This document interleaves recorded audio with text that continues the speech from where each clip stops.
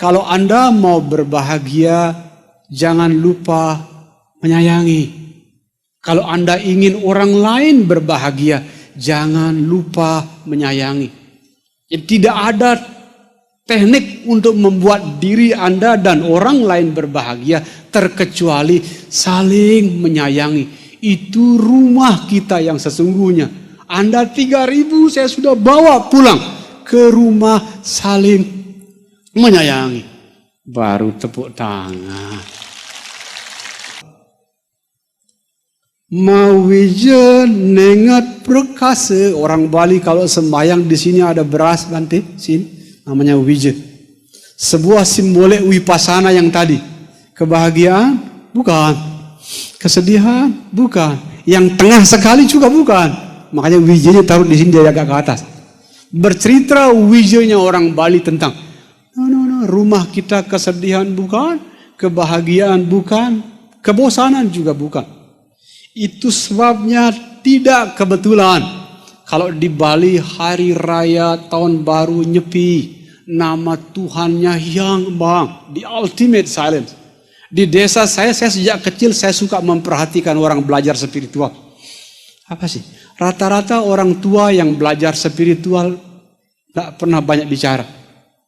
Aneh, tertariknya tidak berkomunikasi dengan orang dewasa, tertariknya berkomunikasi dengan anak-anak. Itu anak-anak. Karena komunikasi dengan anak-anak, komunikasi dengan makhluk yang sangat bersih. Itu mawija ningat perkasa. Kedelapan, 2 tangga menuju atas. Ini yang disukai sekali oleh Bante Panyaparu. Disukai juga oleh Yang Mulia Dalai Lama. Kukusing sadripu dagdi. Artinya terbakarnya seluruh kilesa. Jadi sebelum sampai di puncak wipasana, di ke-8, ciri terpenting dari seseorang sudah berjumpa stupa, meru, pagoda di dalam dirinya. Seluruh kilesa, seluruh sadripu, seluruh emosi negatif terbakar. Makanya Yang Mulia Dalai Lama pernah tanya, what is nirwana? Nirwana is complete elimination of all negative emotion. Nirwana adalah terbakarnya seluruh emosi negatif.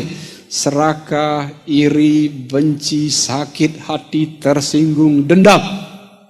Saya sering ditanya, termasuk tadi pagi sama dokter-dokter di Udayana ditanya, bagaimana kita bisa mengendalikan kemarahan? Saya kasih tips 1, ada 4, tapi 1 ya. Right view. Apa itu right view? Cara memandang yang benar. Tatkala Anda disakiti, tolong catat baik-baik. Orang yang mencaci, memaki Anda itu orang yang baik. Kenapa baik? Karena mereka yang mengajarkan kita menjadi sabar dan bijaksana. Tidak mungkin Anda belajar kesabaran dan kebijaksanaan dari buku, tidak mungkin. Tidak mungkin Anda belajar kesabaran dan kebijaksanaan dengan mendengarkan ceramah jadi gede perama, cepat lupa. Tapi orang-orang yang mencaci dan memaki Anda, itulah guru kesabaran dan kebijaksanaan yang sesungguhnya. Asal Anda diam, Anda tidak melawan. Kalau Anda melawan, ya Joko Sembung main gitar, tidak nyambung dan berputar-putar. Jadi untuk bisa membakar seluruh kilesa dan sadripu, bilang orang yang mencaci dan memaki itu guru yang sesungguhnya. Kenapa? Pertama, dia orang yang baik karena dia yang membuat kita sabar dan bijaksana. Yang kedua, lebih penting lagi, lebih dari sekedar orang ini orang baik, hanya untuk membuat kita sabar dan bijaksana, orang ini rela masuk neraka, saudara-saudara. Bayangkan betapa baiknya ini orang. Hanya untuk membuat Anda jadi sabar dan bijaksana, dia rela masuk neraka. Di Buddha Dharma disebut bodhisattva itu. Manusia yang lahir ke sini untuk melahirkan banyak Buddha. Dengan kata lain, kalau Anda dicaci, dimaki, dihina, dicincang, jangan lupa kuku sing sadripu dagdi, orang baik itu. Dia membuat kita sabar dan bijaksana. Yang kedua, dia rela masuk neraka. Untuk itu saya bilang kepada banyak calon dokter tadi siang, sederhana, ganti judulnya. Kalau Anda disakitin orang, jangan dikasih judul orang itu orang jahat. Kalau judulnya orang jahat, energi yang muncul dari sini marah. Ganti judulnya. Apa judulnya Pak Gede? Orang itu lagi menderita. Kalau judulnya orang itu lagi menderita, energi yang muncul tidak lagi kemarahan, tapi energi untuk menyayangi. Itu yang saya sebut right view, memandang dengan kacamata duka. Baru tepuk tangan. Kalau orang yang mencaci, memaki, menghina, mencerca saja Anda bilang baik, apalagi istri kita yang senyum-senyum. Kalau orang yang menembak, kayak Mahatma Gandhi ditembak, senyum-senyum. Orang yang menembak saja kita bilang ini orang baik. Tidak ada satupun tempat di dunia ini yang tidak menghadirkan Buddha. Makanya langkah ke-8, seluruh kilesa terbakar. Ciri kilesa terbakar adalah tatkala Anda berhenti memberi judul jahat pada orang lain. Kita ganti orang jahat itu ganti dengan judul orang sedang menderita. Makanya yang mulia Bante Giri punya ajaran bagus sekali. Bahasa Jawanya ngelotok di kepala saya. Ngelotok, klotok. Orang yang berlatih meditasi bukannya nggak jatuh juga. Bedanya orang yang tidak berlatih jatuhnya versi Bante Giri, jatuhnya seperti dahan kering. Jatuh dia. Marah, istri dipukulin, tersinggung sama tetangga, Anda nantangin berkelahi, tersinggung sama suami, Anda minta cerai. Itu jatuhnya orang tidak berlatih meditasi. Jatuhnya seperti jatuhnya daun kering. Celaka. Orang berlatih meditasi, kata Bante Giri, jatuh juga. Tapi jatuhnya seperti jatuh burung bersayap. Jatuh sebentar terus terbang lagi. Sayap-sayap yang membuat seseorang jatuh sebentar dan terbang lagi. Sayap-sayap kesadaran. Itu makanya benar sekali yang mulia Bante Banyak-Baru. Salah satu praktek yang bisa menghancurkan penderitaan. Salah satu praktek yang bisa menghancurkan keakuan. Latihan kesadaran. Ada marahnya tapi nggak keburu keluar marahnya, kita sudah balik. Itu makanya pendapat Bante Giri yang kedua. Orang berlatih meditasi seperti kemasukan maling, tapi malingnya masuk ke ruang kosong. Tidak ada satupun hal yang bisa dicuri. Bagus sekali, tepuk tangan dulu buat Bante Giri. Anda dan saya orang biasa yang gampang marah. Kenapa kita marah? Kecurian kita. Kenapa kita tersinggung? Kecurian. Kenapa kita memaki? Karena kecurian. Berarti kita masih ada sesuatu di dalam sini yang bisa dicuri orang. Ciri-ciri orang yang kilesa, sadripu, emosi negatifnya terbakar. Di dalamnya ruangan kosong. Yang mulia Bante Giri bilang, maling boleh masuk 100 orang, tapi tidak ada satupun hal yang bisa dicuri. Itu sebabnya orang-orang meditasi, yogi tingkat tinggi, dia tidak mengenal istilah tersinggung. Ya, istilahnya Bante Giri ada marahnya, tapi sebentar saja beberapa detik langsung ingat.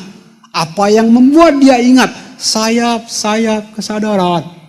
Saya berhutang banyak pada Zen Master Thich Nhat Hanh dalam hal latihan kesadaran. Bagus sekali. Makanya di barat, when it comes to mindfulness training, Zen Master Thich Nhat Hanh is one of the best. Begini cara latihan kesadaran yang bisa menghancurkan penderitaan, kata Bante Banyak-Baru. Apapun yang dilakukan, lakukan penuh kesadaran.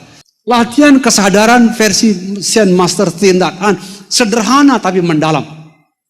Bangun pagi-pagi, tatkala mata kita begini. Saya langsung bilang, pagi ini yang bangun tidak saja mata biologi, tapi juga mata kesadaran. Saya karena praktisi guru yoga, Setelah bangun kita bersumpah pada guru. Guru, hari ini saya bersumpah untuk tidak melakukan kesalahan. Kalaupun saya melakukan kesalahan, saya akan segera sujud. Jadi pagi-pagi mata kesadaran bangun, bersumpah pada guru. Turun dari tempat tidur pakai sendal. Sendal saya ajak ngomong. Untung istri saya belum bangun. Kalau bangun dikira gila saya. Sendal sebelah kanan kesadaran, sendal sebelah kiri kesabaran. Jadi kalau kesadaran kolaps, ada yang kedua, kesabaran. Berangkatlah ke kamar mandi sekarang. Jangan lupa melangkah dengan kesadaran dan kesabaran. Sikat gigi. Saya ngomong lagi sama 3 makhluk. Sikat gigi, pasta gigi, air. Sikat gigi, pasta gigi, air. Anda adalah guru manifestation. Anda adalah pemunculan guru. Sebentar lagi tolong yang dibersihkan tidak saja bau apek mulut saya. Yang dibersihkan adalah seluruh emosi negatif. Sehingga tatkala menyikat gigi, bolak-balik saya bilang, kemarahan sudah bersih, iri hati sudah bersih. Sehingga setiap kali nyikat gigi diingatkan, segala hal yang keluar dari mulut ini hanya yang indah-indah saja. Cuci muka juga serupa. Saya bilang, saya suka kadang-kadang sebutkan kata karuna. Karuna itu belas asih ya, teman. Kadang-kadang pakai bodhicitta. Karuna, bodhicitta. Ya, sampai botak juga tidak apa-apa. Mandi, sabunnya saya pikirkan ini seperti guru saya lagi menggosok-gosok gile saya. Ini sampo juga serupa. Ini guru saya, ini sabun. Sehingga nanti menggosok ini tidak saja badan yang bersih, tapi seluruh kekotoran batin bersih. So, gosok-gosok. Dari bangun pagi sampai malam hari, semuanya dilakukan dengan penuh kesadaran. Makan. Makanya anak-anak saya nggak mau makan sama papa yang lama. Papa makan lama. Nggak apa-apa. Lama tapi indah. Memandangin nasi begitu. Nasi terbuat tidak saja dari barang-barang yang bersih, tapi juga terbuat dari barang-barang yang kotor. Di nasi ada lumpur, ada kaki sapi, ada tai sapi, ada barang-barang jorok. Tapi di nasi ini ada baik buruk menjadi satu kita makan. Sehingga hidup ini janganlah membenci negatif, melekat sama yang positif. Nasi simbolik wipasana. Kenapa simbolik wipasana? Karena baik yang positif dan negatif, dua-duanya dirangkum menjadi sebuah makanan yang indah. Saya bilang ini nasi bukan nasi beras Bali, nasi beras wipasana. Baru tepuk tangan dong.